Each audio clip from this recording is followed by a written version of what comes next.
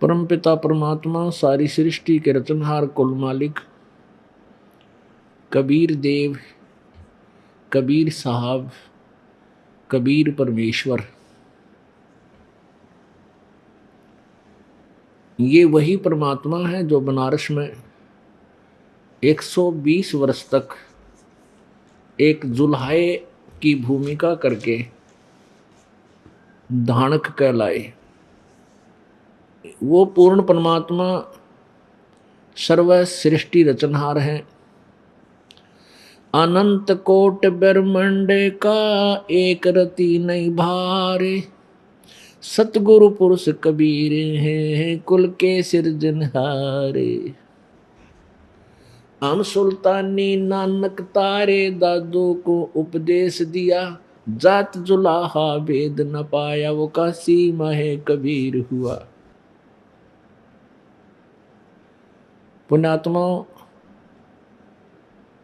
हम आप सभी एक बहुत भयंकर षड्यंत्र के तहत इस काल भगवान ने यहाँ फंसा रखे। आप जी यहाँ के वासी नहीं हो, ये आपका अपना निज स्थान नहीं है, ये अपने साथ काल ने धोखा कर रखे। ये तेरी कार है, ये तेरी कोठी है, ये तेरा बेटा है, ये तेरी बेटी है, ये सब हमें भूल भुलैया में डाल रखा है। ना अपनी कार है, ना अपनी कोठी है, ना बेटा है, ना बेटी है। ये तो कुछ समय का संयोग एक दूसरे के साथ जुड़ा हुआ है। जितना संस्कार है पूरा होते ही 1 सेकंड तक हम एक दूसरे के नहीं रह सकते। 1 सेकंड के बाद हम कुछ भी नहीं है, शरीर की राख बन जाएगी या मिट्टी में दबा दिए जाएंगे और जीवात्मा अपने संस्कारवश अन्य शरीर धारण कर लेगी। इतना सा जुगाड़ है आपका और अपने नातों का। आप जी प्रतिदिन देखते हो, किसी का बेटा मर जाता है, किसी की बेटी की मृत्यु होती है, किसी का पति मृत्यु को प्राप्त हो जाता है तो किसी की पत्नी, किसी की मां मर जाती है, किसी का पिता मर जाता है। तो ये अपने कैसे हुए? ये अपने को एक बहुत भयंकर षड्यंत्र रचकर एक दूसरे में उलझा रखा है कि ये यहाँ इस कारण से अपना टाइम पास कर ले और मनुष्य शरीर पूरा होते ही फिर ये कहीं बाढ़ न जाओ। इस काल को चिंता है कि मनुष्य जीवन में ये परमात्मा प्राप्ति कर सकता है और वो परमेश्वर स्वयं भी आता है या अपने संत भेजता है और मनुष्य जीवन के दौरान ही वो हमें अपने निज ज्ञान के बारे में परमात्मा समझा सकते हैं। इसलिए काल भगवान ने हमारे अंदर ऐसे सिस्टम फिट कर रखे हैं गुप्त रूप से, और फिर उनका कंट्रोलर वो किससे संबंधित कर रखे हैं? तीनों गुणों हमारे संचालक बना रखे हैं। रजगुण ब्रह्मा जी, सतगुण विष्णु जी और तमगुण शिव जी। इन तीनों पुत्रों के द्वारा, ये काल के पुत्र हैं, ब्रह्म के पुत्र हैं, दुर्गा इनकी माता जी है। इनके अंदर ऐसे ये गुण बना रखे हैं कि इनसे हम प्रभावित होते ऑटोमेटिकली। जैसे रसोई में छौंक लगाते हैं और मिर्ची डाल रखी हो छौंक में, तो मूल वस्तु तो रसोई के अंदर है, वो छौंक वहाँ लग रहा है, सब्जी में मिर्च वहाँ पर है, और उसका निराकार जो प्रभाव है उसने दूसरे कमरों में बैठे, दूसरे कक्षों में बैठे परिवार के सदस्यों को छींकम छींक कर दिया, उनको छींकें आने लगी।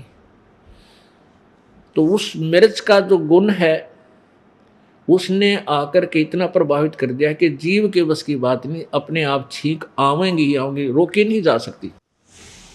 आप फॉर एग्जाम्पल इसको समझ लेना। इसी प्रकार ब्रह्मा जी में रजगुण, विष्णु जी में सतगुणों और शिव जी में तमगुण भर रखे हैं।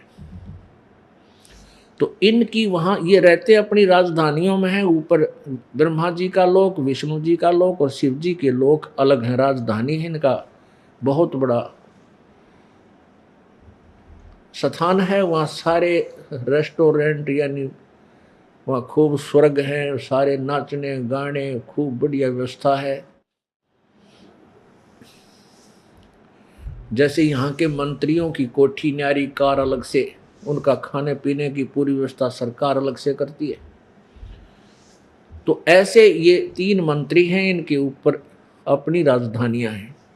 वहां से इनका गुण यहाँ प्रभावित करा हमारे को तीनों लोकों के अंदर, ऊपर स्वर्ग में, पृथ्वी लोक पे और पाताल लोक में। इन तीनों लोकों में प्रभावित करता है। यहाँ जीव के बस की बात नहीं, जैसे छींक को नहीं रोक सकते ऐसे ही रजोगुण के प्रभाव से ये प्राणी संतान उत्पत्ति करते हैं। ये बस की बात नहीं, कितनी बात बना लो कोई। ऐसे ही एक दूसरे में ममता हो जाना, ये सतोगुण का दबाव है, ये जीव के बस का नहीं। ये मोह एक दूसरे में। एक समय ये दास पहले छुड़ाने जाते थे अपने गुरुजी के साथ, तो वहां कुछ लाल लत्ते पहनकर, लाल कपड़े पहनकर साधु बने हुए थे, घर त्याग रखा था, बूढ़े बूढ़े आदमी थे। और वो बैठे आपस में चर्चा कर रहे थे। एक कह रहा था कि मैं घर त्याग चुका हूं, मैं कभी घर नहीं जाता। दूसरा कहता है क्यों झूठ बोलता है, मैंने देखा तू घर जाता है। वो चुप हो गया। तीसरा कहता है भाई कुछ भी कहे बच्चे तो याद आते ही है। चौथा कहता है कि भाई एक बात तो हो जा, यदि घर वाले बच्चे हमारी पिटाई कर देना, फिर हमारा जाना छूट जावे घर में, फिर ममता ना रहे उनमें। उन्हीं में से एक कहने लगा मेरे साथ वो काम भी हो लिया, अर्थात मेरी पिटाई भी हो ली, ममता फिर भी ना हटती उनमें, बड़का नमा गड़ भी लिया। तो पुण्यात्माओं यहाँ अब देख रहे आजकल ये कितना जुल्म हो गया। बच्चे माँ ने कुटे और बाबू ने कुटे, पिताजी ने गड़े, ऐसा जुल्म हो गया। हे भगवान, क्योंकि हम भगवान के भी दान से परिचित नहीं रहे। माता जी को के ऊपर हाथ उठा देना, हाथ कट जाए जैसे सुथरा समय होता है। माँ की ममता को, माँ के प्यार को और माँ के दुलार को एक बार विचार करके देख ले इंसान, कलजा बैठ जाए। गर्भ के अंदर माँ पालती है उस नालायक को, और फिर जन्म होते ही कितने सीने से लगा कर रखती है, दूध पिलाती है, टट्टी पेट पर कर दे, पेशाब कर दे, कति काली नहीं मानती, कभी नाराज नहीं होती, खुश होती है। और सर्दी के मौसम में बेटा या बेटी छोटी सी होती है, माँ के पास सो रही होती है और पेशाब कर देती हैं, टट्टी कर देती हैं। वो क्या करती है, बच्चे को सूखे में रखती है, अपने आप पेशाब में गिल्ले में लेट जाती है और फिर उसको बड़ा करती है, पाल पोस कर शादी करती है, सोचती है मेरी बुढ़ापे में सेवा होगी। और ये कलयुगी बेटे बुढ़ापे में गड़न लाग जाए उस्मान है, तो क्या ये संसार सुखी हो सकेगा? पुण्यात्मा, हमारा भगवान से डर कति निकल गया। हम परमात्मा के विधान से अपरिचित हो गए, इसलिए जुल्म होने लग गए। दास का उद्देश्य यही है कि एक बार मानव समाज को भगवान का संविधान समझा दूं, और फिर बुद्धिमान समाज है आसानी से समझ जाएगा। और फिर देखना किसी को गलत शब्द बोलते समय भी 2 बार सोचना पड़ेगा, कदे इसकी आत्मा ना दुख जाए, इसकी आत्मा को ठेस ना पहुंचे और भगवान मुझे सजा ना दे दे। अब तो हम डर नहीं रहे। अनजान बच्चे हैं, छोटे बच्चे सर्प की पूंछ पकड़ देते हैं और वो डस देता है। जब वो मैच्योर हो जाते हैं, सियाने हो जाते हैं, फिर सर्प के नाम से ही दूर से डर जाते हैं। दूर सर्प दिखाई दे जा भाग जाएंगे, औरों को भी कहेंगे भागो भागो, सर्प है, सामने सर्प है। तो पुण्यात्माओं, ये जो पाप कर्म हम करते ये सर्प समझ लेना। और अब हम सहर्ष गले लगा रहे हैं, फिर बेशक मर जावे, कितना दुख उठा ले, हमें डर नहीं। डर होगा उसके गुण अवगुण से परिचित होने पर। तो इस काल भगवान ने हमारे को एक दूसरे में ममता से जकड़ रखा है, और तीसरे तमगुण भगवान शिव जी के गुण से एक ऐसे झगड़े हो जाते हैं, एक दूसरे को मार काट डालते हैं, गोली मार देते हैं, बुरा हाल कर देते हैं। तो इस काल भगवान ने हमें यहाँ ऐसी सुनियोजित योजना के तहत यहाँ पर रोक रखा है। इसको बताने के लिए परमेश्वर प्रकट होते हैं। इस काल भगवान ब्रह्म ने पूरे विश्व में परमात्मा के विषय में ABC भी नहीं बता रखी, ABC क ख भी नहीं बता रखा अभी तक। भगवान कैसा होता है, क्या करता है, उसकी कैसी साधना है जिससे हमें सुख मिला है। पुण्यात्माओं, ये मजहब धर्म क्यों बने? ये धर्म ऐसे बने कि जैसे पहले कोई धर्म बना, धर्म बनता है धार्मिकता के आधार पर, यानी कोई पुण्यात्मा आते हैं, कोई महान आत्मा आते हैं और वो परमात्मा की शक्ति से कुछ ओत प्रोत होते हैं और वो भगवान से डरने वाले होते हैं। कुछ व्यक्तियों को वो ज्ञान देते हैं, भाई ये पाप ना करो, ऐसा मत करो, तुम्हें सुख होगा। अब पुण्यात्माओं, ये काल भगवान भी अपने नुमाइंदे भेजता है, अपने प्रतिनिधि भेजता है और वो इस पूरे समाज को एक अलग से दिशा दे देते हैं। वो जो आता है व्यक्ति, वो कुछ शक्ति युक्त होता है, उसकी शब्द में शक्ति होती है, जिस कारण से कुछ जन समूह उसकी बातों पर विश्वास करके उसके साथ लग जाता है। उसके वचन से कुछ एक व्यक्तियों को लाभ हो जाता है, वो अपनी पॉकेट से, अपनी जेब से, अपनी कमाई से उनको सुख दे देता है। तो फिर कुछ जनसमूह उस व्यक्ति का अनुयायी बन जाता है, उसको फिर अलग से कुछ नाम दे देता है, अन्य समाज। अब जैसे हिंदू समाज बना, ये आदि शंकराचार्य जी जो थे, ये भगवान शिव के द्वारा भेजा गया एक गण था और उसने यहाँ जन्म लिया एक माता से, और 8 वर्ष की आयु में उपदेश ले लिया और 32 वर्ष की आयु में उसकी मृत्यु भी हो ली। और इस दौरान 24 वर्ष की के अपने प्रचार प्रसार में बहुत घने जन समूह को एक अलग से समाज बना दिया, क्योंकि उनकी वचन में शक्ति थी। कुछ एक को लाभ हुआ बहुत, उसने नारे नारे कई ग्रंथ भी लिख दिए, कई सैकड़ों की संख्या में, और वो ग्रंथ सारे वेदों के विपरीत है। तो उससे एक समाज बन गया न्यारा है और इनको हिंदू कहने लगे। इसी प्रकार अब हम धर्म के आधार से तो अलग हुए अन्य से, इसी प्रकार ईसाई धर्म बना, फिर ईसाई धर्म से मुसलमान धर्म बना, क्योंकि ईसा मसीह जी इस काल भगवान यानी विष्णु जी से के भेजे हुए थे, विष्णु जी के अवतार थे वो, और उनमें कुछ शब्द शक्ति थी अपने पुण्य कर्म के कारण। काफी लोग उनके अनुयायी हुए, उनके वचनों से प्रभावित हुए, लेकिन उस अन्य समाज ने अन्य जो गुरुजी थे वो भ्रमित कर रहे थे समाज को, उन्होंने द्वेष हो गया ईसा मसीह जी तक, और ईसा मसीह जी के विषय में ऊट पटांग बातें बनाकर पूरे समाज को विरोधी बनाकर उनको क्रश करवा दिया। लेकिन फिर भी ईसा जी के उस अलग बने हुए समाज का आज कितना प्रतिफल है कि बहुत ज़्यादा ईसाई आज उस ईसा जी के अनुयायी बन गए, उनको ईसाई कहने लग गए, यानी अलग से भक्ति के लिए वो समाज बना। ऐसे ही ईसाई समाज से ही मुसलमान समाज बन गया। हजरत मोहम्मद जी आए जो इस काल के द्वारा भेजे हुए थे, शिव जी के गण थे, शिव जी के लोक से आए थे। परमेश्वर की उस सच्चिदानंद घन की वाणी में लिखा है कि वही मोहम्मद वही महादेव, वही आदम, वो ब्रह्मा, और कह कबीर दूसरा को नहीं, देख अपने घर में।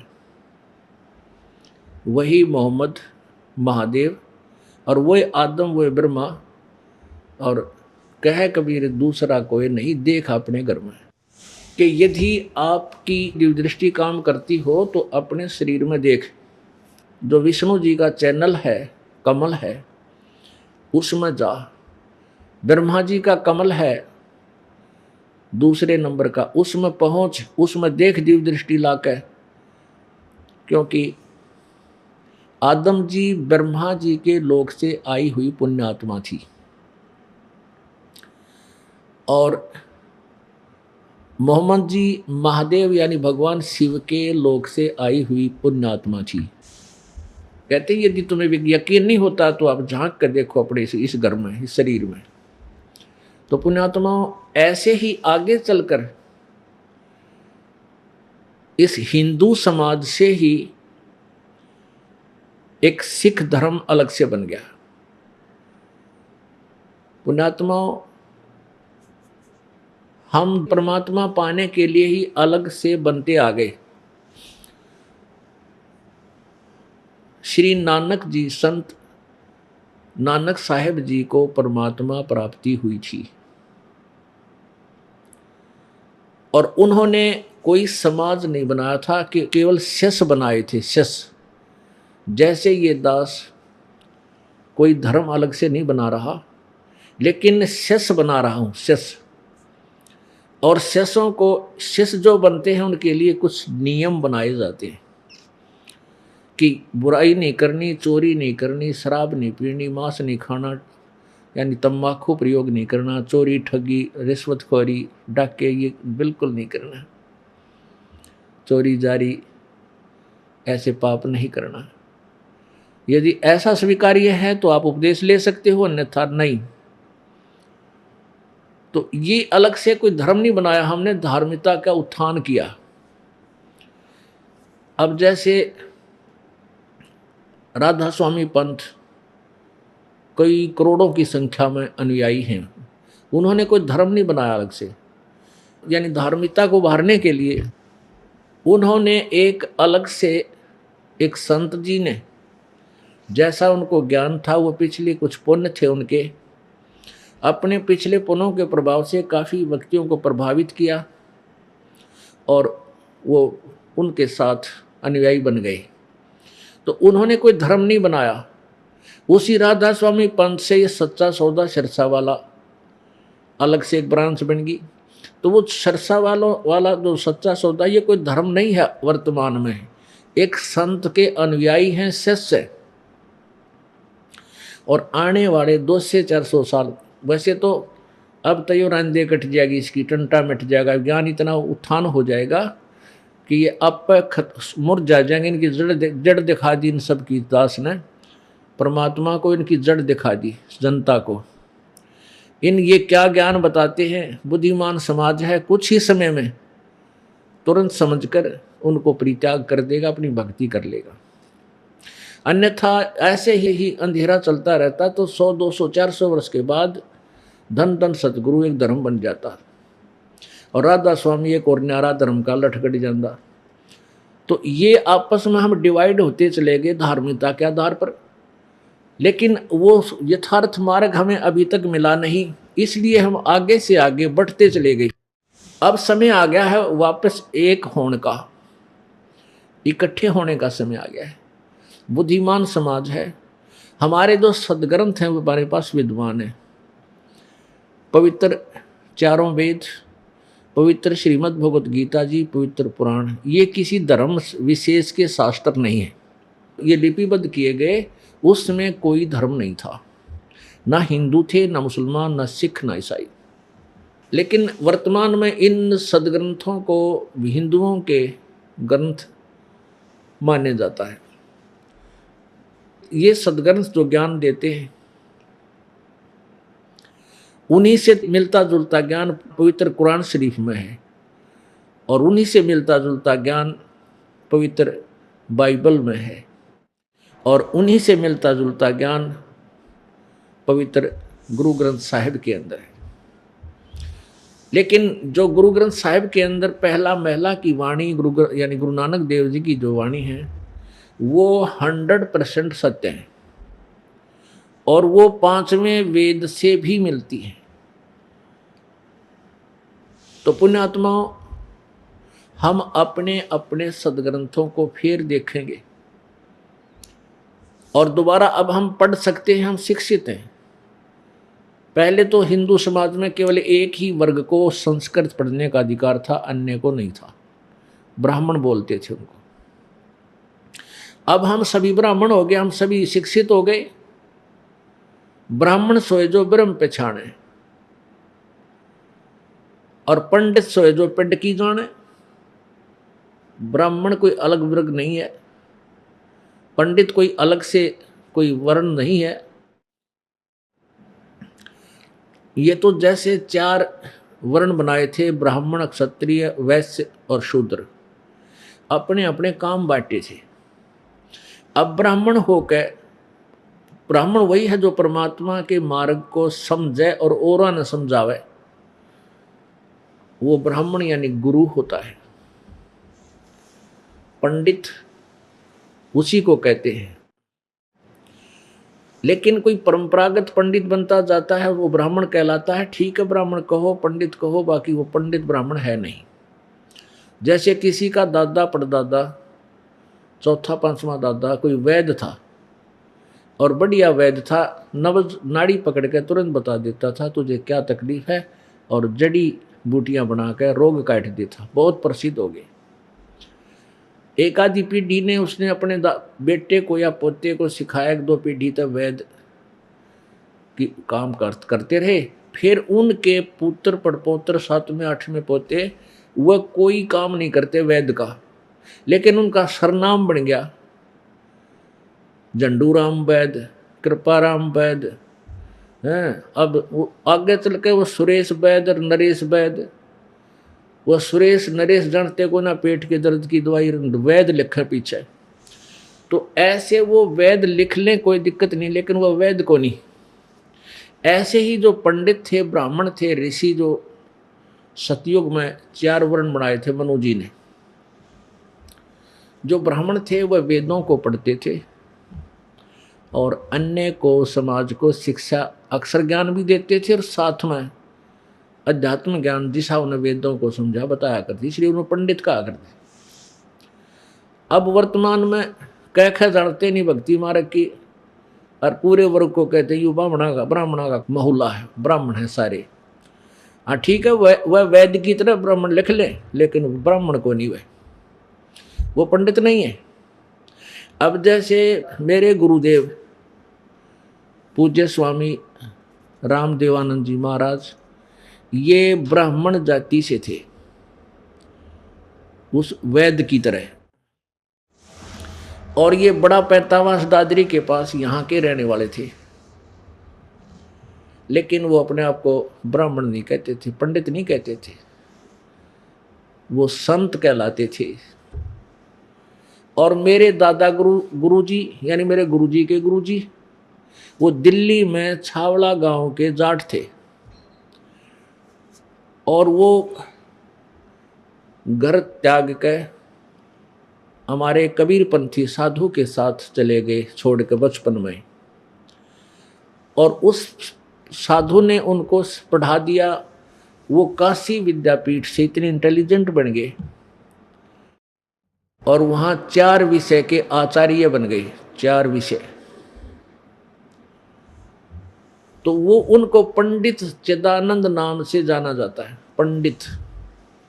अब वो जाट होकर पंडित कवाए, और मेरे दादा गुरुजी और मेरे गुरुजी ब्राह्मण होकर भी पंडित नहीं कवाए। ब्राह्मण कुल में जन्म होकर भी ब्राह्मण नहीं कहलाते थे, संत महाराज कहलाए, संत कहलाए। तो पुण्यात्मा, हमने इस रूढ़िवादिता से ऊपर उठना पड़ेगा।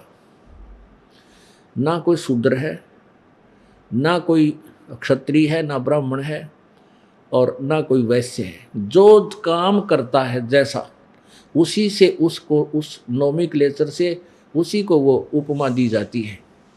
जैसे एक मदीना गांव का जाट और चुनाई का काम करा करता, जब ये दास वहाँ नहर महकमे में जेई की सर्विस करता था, तो उसने मिस्त्री कहा करते, उसने चौधरी साहब नहीं कहा करते, वो मिस्त्री नाम तो पक गया और गांव में भी नहीं कहने लगे वो मिस्त्रियाँ कहता, यानी फिर वो आगे वो मिस्त्री पक गया, उनका घर उस मिस्त्री नाम से जाने जाने लगे।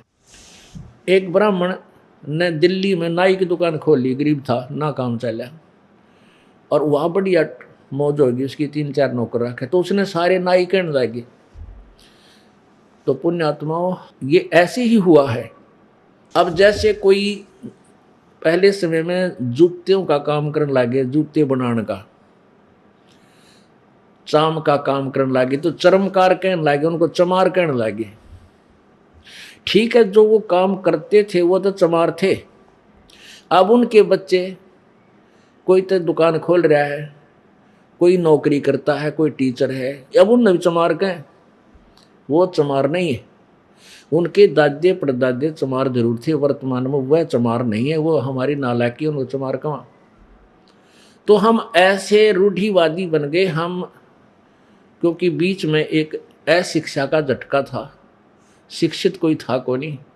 फिर अशिक्षा में तो ऐसे जो मुंह डुमागी वह कहने लगे, सारे एक सुर में बोलने। फिर तो पुण्यात्माओं थोड़ा सा हमने बुद्धि को उठाना पड़ेगा। और फिर ये तो है एक वैसे सामाजिक दृष्टिकोण, हम मुख्य रूप से आध्यात्मिक दृष्टिकोण को ज़्यादा ऊपर उठाएंगे, फिर अपने आप ही सब कुछ ठीक होता चला जाएगा। तो प्रसंग चल रहा था कि ये काल जो है ये सत्य ज्ञान को ऊपर नहीं आने देता। अपने नकली संत भेज कर, अपने जो है ना दूत भेज कर, और ये पूरे बहुत बड़े समाज को भ्रमित कर देता है। एक समय की बात है कि एक राक्षसों का और देवताओं का युद्ध हो गया। युद्ध हो गया और राक्षस भी वेदों अनुसार साधना करते थे, देवता भी।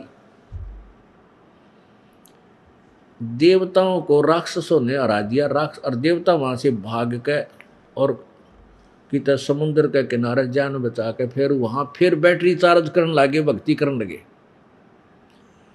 भक्ति करी, स्तुति करी, हे विष्णु भगवान, हे परमात्मा हमारी रक्षा करो, हमें राक्षसों ने सता दिया। तो कहते जब उन्हें घने दिन स्तुति करते हो गए, जब विष्णु भगवान प्रकट हुए तो उसने कहा, भाई बोलो क्या बात है, मैं तुम्हारी वैसे परिचित हूं, तुमने क्या दिक्कत है। तो उन देवताओं ने कहा, भगवान ऐसे ऐसे हम राक्षसों ने हमें हरा दिया। तो भगवान विष्णु रूप में वो काल था, वो ऐसे ही आता है। उसने कहा, भाई बात सुनो कि वो राक्षस भी वेदों अनुसार साधना करते हैं, जंतर मंत्र जो सिद्धि प्राप्त करते हैं वेदों के मंत्रों से ही कर रहे हैं, और तुम भी। लेकिन वो कैसे हारेंगे कि मैं एक अपना दूत भेजूंगा। एक माया मोह नाम का उसने एक व्यक्ति उत्पन्न कर दिया वचनत, और इसको मैं भेजूंगा राक्षसों के पास, इसको मैंने शब्द शक्ति दे दी, और ये उन राक्षसों को उस वेद ज्ञान से हटा देगा। अपने चतुरता के कारण उनकी वेदों वाली साधना छुड़वा के और मनमान्य आचरण पर फिट कर देगा, और फिर तुम लड़ाई करियो, तुम जीत जाओगे। ऐसा ही हुआ, ये विष्णु पुराण में लिखा है। तो पुण्यात्माओं यो काल न्यू जाल फैला रहा है। अब इसने ये ऋषि दानंद जो था यो अपना दूत भेज रखा था काल ने। अब ये कितना प्रसिद्ध हो गया, क्योंकि काल सब में बोल रहा है, किसी ने डिस्टर्ब होने ना देता। जो अपने दूता के अनुयायी हैं सब में एक जैसी सुर में सुर मिलवाता रहता। हाँ बिल्कुल सही। अब इस दानंद सरस्वती में जकित महर्षि का एक भी गुण पा जा तो मैं संतपना छोड़ दूंगा और मैं इसने सिर पर रखता जाए महर्षि के गुण होते थे।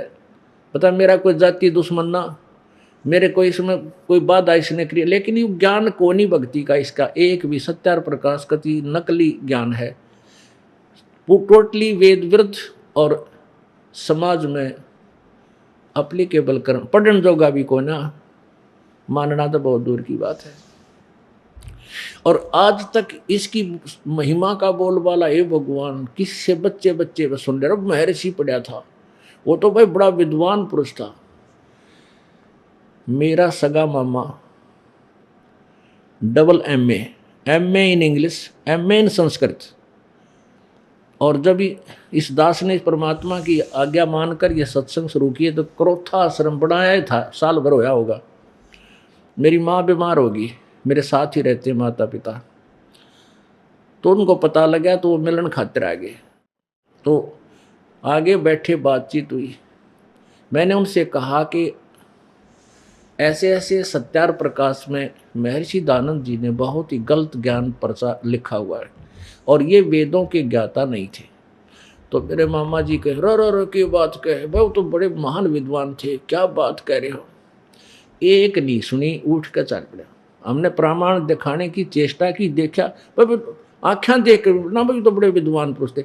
यानी उसकी स्तुति इतनी बोल रही है महर्षि दानंद की कि संस्कृत का एमए व्यक्ति भी उनके द्वारा किए गए अनुवाद से वो कति बैठा रहा है। नो ना भी बढ़िया, इसके सब अनुवाद कोई कर नहीं सकता, ये तो समाधि लाला के वेदों के मंत्रों के अर्थ ढूंढा करता है। तो अपनी विद्वता फेल कर देते हैं उनके अनुवाद का आगे। अब और जनसाधारण की तो मैं कहूँ कि क्यों मानने का जो एक एमए संस्कृत का व्यक्ति और उसके गलत अनुवाद को ठीक मान रहा है, क्योंकि उसकी सुनी सुनाई में बात है, वो इतना फ्यूज हो गया। और ऐसे इस कागजी शेर के लिए मन ने सिर फुटवाना पड़ गया। इस दास की ड्यूटी लादी परमात्मा ने, अरे युद्ध कति थोथला करके दर दिया। इसकी तो धोती सी धोती दानंद की है, इसका नाम लेने से भी नफरत कराया करेंगे लोग, आगे आने वाले स्वयं देख लेना। मेरा उद्देश्य यही है कि जो ये नकली अंडी पाक रहे हैं ना, ऋषि महर्षि गुरु, इन सब की पालिश तार दूं ज्ञान से, फिर ये जनता समझ जाएगी ओरिजिनल और डुप्लीकेट को। फिर कौन डुप्लीकेट न चाहोगा, ऐसा बवड़ा कोई को नहीं। तो वो समय आ लिया, तकरीबन सबकी पालिश उतर चुकी है, पर देखने वाले जो अभी बोले हैं वो देखना भी नहीं चाहते अपने गुरुजी के बारे में। हमारे गुरुजी के बारे में यू रामपाल कुछ बात कह रहे हैं कि निंदा करे, वो तो निंदा। रामपाल इतना बावड़ा नहीं है कि अपने सिर पर बार धरे, इसे घाटे के सौदे ने रामपाल नहीं कर सकता कि किसी की निंदा करके अपने सिर पर बार धरूं, सपने में भी नहीं सोच सकता। हाँ, सच्चाई कहना पुण्य होता है, और वो भी परमेश्वर की ओट में बैठकर कही जा सकती है। परमेश्वर की आड़ में बैठकर ये दास सत्य कह रहा है, और इस सत्य का इतना प्रभाव हुआ है कि लाखों की संख्या में पुण्यात्मा इसको स्वीकार कर चुकी है। तो पुण्यात्मा इस काल ने ऐसे ही जैसे ये श्री शिवदाल जी भेज रखे थे, ये काल का दूत था, और इनको कह भी पता नहीं था भक्ति का। पता था इस काल को इतना कि कलयुग में अब ये आ गई थी बिचली पीढ़ी, और इसमें सतलोक की महिमा, अपने निज घर की महिमा का प्रचार होना था। तो उससे पहले काल ने कहा था कि 12 पंथ करूं मैं साजा, नाम तुम्हारा ले करूं आवाजा। 12 पंथ नाम जो ले ही, वो मेरे मुख आन समोही। और अनेक पंथ में चलाऊं, नाम तुम्हारा ले गुण गाऊं। परमात्मा से वार्ता हुई थी काल की, जब जोगजीत रूप में भगवान आए थे। वो अपने परमात्मा को नहीं पहचान सका काल, ब्रह्म उनको अपना बड़ा भाई जोगजीत समझता था। तब जोगजीत ने कहा था कि काल मैं तेरा भांडा फोड़ पर कहूँगा, तूने जो दुनिया को भ्रमित कर रखा है, गलत ज्ञान प्रचार करवा रहा है, तूने परमात्मा का नाम और निशान मिटा दिया परमेश्वर का। तेरी वास्तविकता से मैं जनता को परिचित करवा पाऊंगा और कहूंगा यू काल है भाई, इसकी पूजा मत करो, परमात्मा कोई और है। तब काल ने कहा था कि 3 युगों में जीव कम ले जाना, और चौथा युग जब कलयुग आवे तब तो शरण जीव बहु जावे। ऐसा वचन हर मोह दीजे, तब संसार गवन तुम कीजे। तो जोगजीत रूप में परमात्मा ने इसको ये वरदान दे दिया था, आशीर्वाद दे दिया था कि भाई 3 युगों में जीव थोड़े ले जाऊंगा, और चौथा युग जब कलयुग आवे तब तो शरण जीव बहु जाओ। इसको पता था कि चौथे युग कलयुग में और ये बिजली पीढ़ी जब शिक्षा प्रारंभ होएगी संसार में, परमात्मा आवेंगे और अपने ज्ञान का प्रचार करेंगे। उससे पहले इसने नकली पंथ चला दिए, सतलोक की महिमा गाने वाले। जो राधा स्वामी पंथ है यो सब तय 1 नंबर का काल प्रेरित है, और दूसरे नंबर पर ये धन धन सतगुरु, ये भी काल के ही पंथ है, और तीसरा ये निरंकारी पंथ, और चौथा ये अंसा देश वाले। ये सभी ना इनका सिर ज्ञान का ना किते पैर, और आखिर में भगवान को लास्ट में कहते हो निराकार है, प्रकाश ही प्रकाश दिखता है उसका। तो ये काल ने पहले इतना जबरदस्त जो है ना प्रचार करवा दिया, उस नकली दूत भेज गए। अब परमात्मा ने कहा था ठीक है कोई बात नहीं, तू अपनी करना मैं अपनी करूंगा। काल ने कहा था कि कुछ तो ऐसे अलग से पंथ बना दूंगा, और कुछ देवी देव और ये मूर्ति पुजाई, कुछ देवी देवता बना दूंगा, कुछ मूर्ति पुजारी बना दूंगा, यानी कत्ती भट्ठा बैठा दूंगा। इस भक्ति का अलग से कोई ज्ञान देगा उन साधनाओं से, कोई सुनेगा नहीं बल्कि सिर फोड़ देंगे। तो परमात्मा को ये पता था कि जब मैं आऊँगा या अपना कोई दास भेजूंगा बिचली पीढ़ी में, उस समय क्या होगा कि सभी पंथ अपने अपने ज्ञान का प्रचार डोल के डंके पर कर चुके होंगे, और उनकी द्वारा अनुभव की पुस्तकें पूरे समाज में उनके अनुयायियों में फैल चुकी होगी। तब परमात्मा ने कहा था उस समय मैं अपना दूत भेजूंगा, संदेशवाहक, और वो फिर सदग्रंथों के आधार से उन नकली पंथों के अनुभव की पुस्तकों को और उस ओरिजिनल नोट से तुलनात्मक तरीके से तोल कर दिखा देगा कि ये डुप्लीकेट, इनका अनुभव गलत है, हमारे सदग्रंथ ये बताते हैं। तो वो सभी पुण्यात्मा उस सच्चाई को समझकर और परमात्मा की चरणों में आ जाएंगे, अपना कल्याण करवाएंगे। वो समय अब आ चुका है। अब उस तत्व ज्ञान रूपी सूर्य का अब उदय हो चुका है। जब सूर्य उदय होता है प्रकाश थोड़ा सा कम होता है, धुंधला होता है, और जब ये शिखर में आएगा फिर सब अंधेरा मिट जाएगा। अंदर कमरा में भी रोशनी बन जाती है, जहाँ अंधेरा वैसे होता है, कक्षों में भी चांदना बन जाता है। तो पुण्यात्माओं, अब ये तत्व ज्ञान रूपी सूर्य पूरे विश्व को रोशनी देगा, और पूरा विश्व में भाईचारा, प्रेम, भगवान से डर, ये हाहाकार जो माया की दौड़ जिसे अंधा होकर इंसान कुछ भी आगे पीछा नहीं देखता, कोई किसी की आत्मा दुखाते हुए भी नहीं डरता, मांस खाते हैं, बुरा हाल हो रहा है, ये सब समाप्त होगा। परमात्मा के पास सारे तरीके होते हैं। प्रथम तो परमेश्वर की चेष्टा होगी कि सभी मानव समाज इस ज्ञान को समझ लेगा, और जो नहीं मानेंगे वो कुछ एक व्यक्ति होंगे। फिर जैसे फसल होती है ना, फसल, और उसमें फसल अच्छी तगड़ी हो जाती है और फिर उसमें खरपतवार थोड़ा बहुत रह भी जाता है तो वो हानि नहीं करता, वो थोड़े से दिनों में पीला पीला होकर आप पर सूख जाया करे। उस फसल के नीचे का थोड़ा बहुत घास फूस हो भी जा तो उसको दबा नहीं सकता। तो ऐसे अब वो समय आएगा, बहुत ही शीघ्र संभावना है परमात्मा के आदेश अनुसार।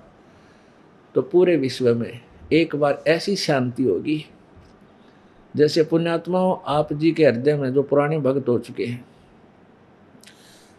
आपके हृदय में दूसरे की वस्तु कभी नहीं समा सकती। कोई न सोचे किसी को चोरी कर लूं या को लूट कर लूं, मिलावट कर दूं, भगत कभी नहीं कर सकता। और मान ले कोई करेगा तो उसको इतना झटका लगेगा, 50 कमा के लाओगा, 200 का बालक बीमार हो जाएगा, बच्चे के 200 रुपये लग जाएंगे। फिर वो सोचेगा बैठ के, अब मैंने गलती की थी, आज 50 रुपये लिए थे, 200 लाएंगे, आगे हाथ जोड़ दिया, भगवान ही का माफ कर दिया, फिर नहीं करूँगा। तो ऐसे फिर भय बनेगा। अब पुण्यात्मा, जब आप भगवान के चरणों में आ गए, आप स्टूडेंट हो गए, हमारे इस स्कूल के आप विद्यार्थी हो गए। अब जैसे बच्चा स्कूल जाता है, विद्यालय में वो कोई गलती करता है तो अध्यापक उसको डराता है, धमकाता है, एक आधा थप्पड़ चट्टू भी मार देता है, तो ताकि बच्चा बिगड़े नहीं, अपना जीवन सुधार ले। और जो बच्चा स्कूल नहीं जाता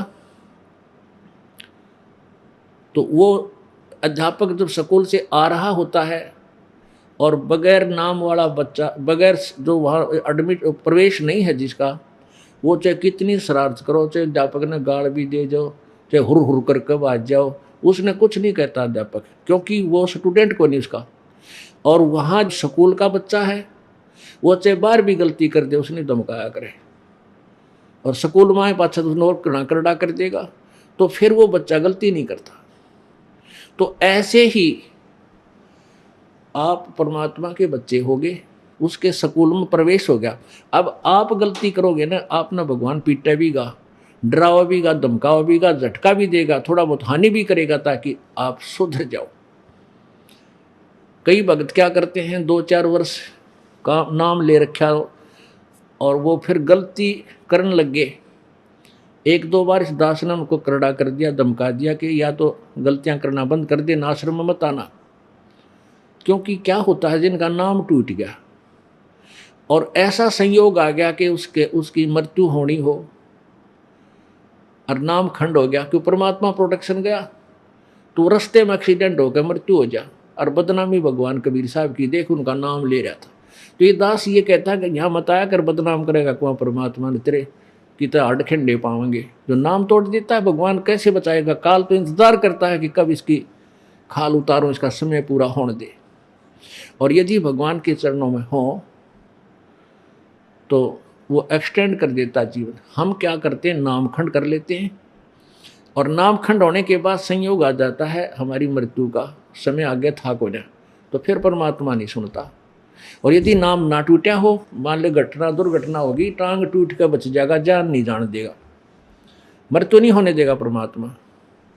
तो पुण्यात्माओं, कई भक्त ऐसे होते हैं, विशेषकर जब तक ये तत्व ज्ञान नहीं प्रचार हुआ था, उससे पहले बहुत से व्यक्ति नाम छोड़कर चले गए।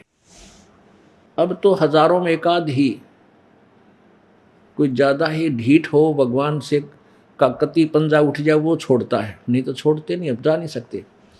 तो वो क्या सोचता है कि देख मैंने नाम भी छोड़ दिया, और ना मैं गुरुजी के दर्शन करने जाता, ना आश्रम में जाता, ना सत्संग सुनता, ना पाठ करवाता, और मेरे भी ठाठ हो रहे हैं।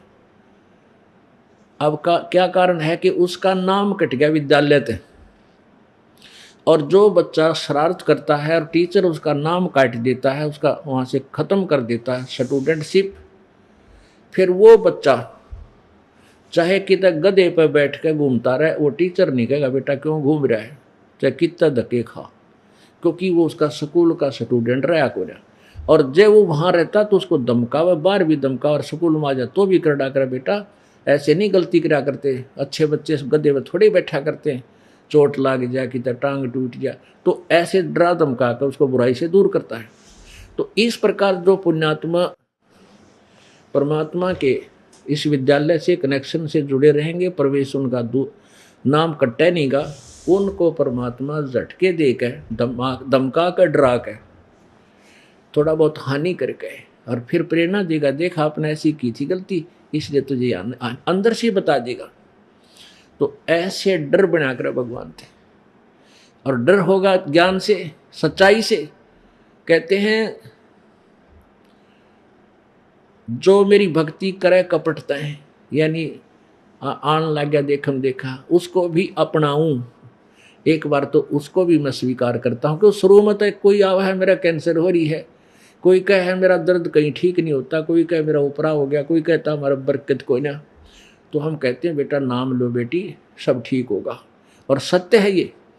तो कुछ दिन तो वह न्यू देखांगे हमारा न्यू हो जा है, हमारा काटड़ू ना जिंदे शायद इनका जीण लाग जा, यानी इस तरह की डिमांड लेकर आते हैं।